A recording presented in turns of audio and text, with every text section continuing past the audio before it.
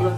Saya mulai. Ini ada beberapa hal yang ingin saya tanyakan. Yang pertama, kira-kira selama Ustazah Dede menjabat sebagai kepala sekolah, kira-kira bagaimana Ustazah Dede bisa mengidentifikasi kasus-kasus yang merupakan dilema etika? Terima kasih Saida untuk pertanyaan pertama ya. Jadi pertanyaan pertama ini tentang identifikasi kasus-kasus. Mungkin lebih tepatnya begini ya. Dari beberapa kasus yang terjadi di sekolah, saya bisa mengidentifikasi apakah kasus ini termasuk dilema etika ataukah bukan, gitu ya, ataukah yang lainnya. Nah, dengan sebenarnya mudah untuk melihat bahwa kasus ini termasuk dilema etika atau bukan. Biasanya saya lihat dari guru ya. Jadi misalnya saya mengeluarkan sebuah kebijakan, membuat sebuah kebijakan, ternyata terjadi pro kontra yang itu sama-sama benar gitu. Di satu sisi juga ternyata benar gitu, mengambil kebajikan. Di satu yang sebelah juga sama gitu. Nah ini berarti termasuk ke dalam dilema etika. Dan biasanya itu yang bisa diidentifikasi itu berdasarkan langsung gitu, pengamatan langsung. Jadi pengamatan langsung ya. Ya. Oke, kemudian selama ini pasti masalah tidak mungkin tidak ada masalah Ustazah ya. Ya. Kita belajar dari masalah itu.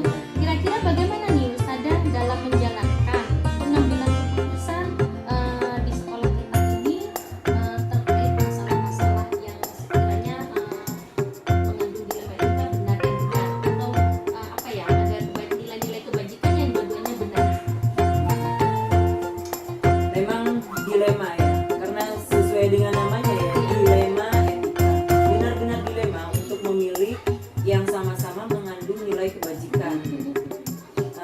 Tetapi itulah tugas seorang pemimpin gitu, harus mengambil keputusan sebijak mungkin bagaimana caranya meminimalisasi kesalahan atau misalnya apa ya yang tidak bermanfaat ya bagi banyak orang atau bagi lembaga.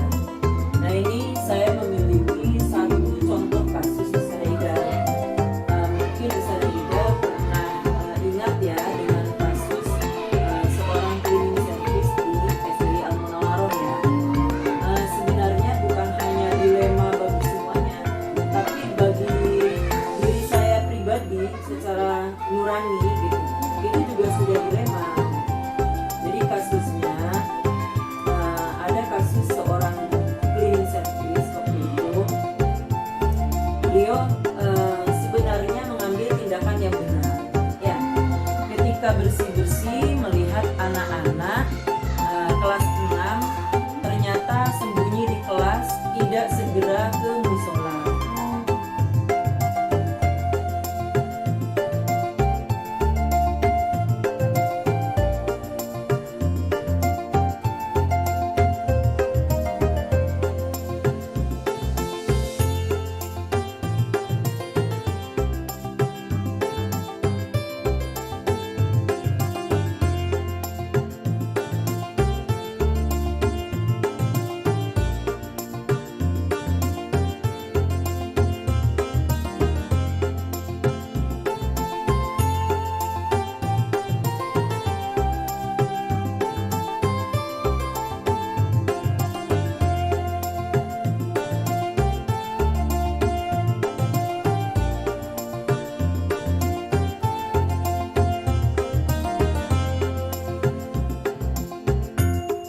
Ibu Eri.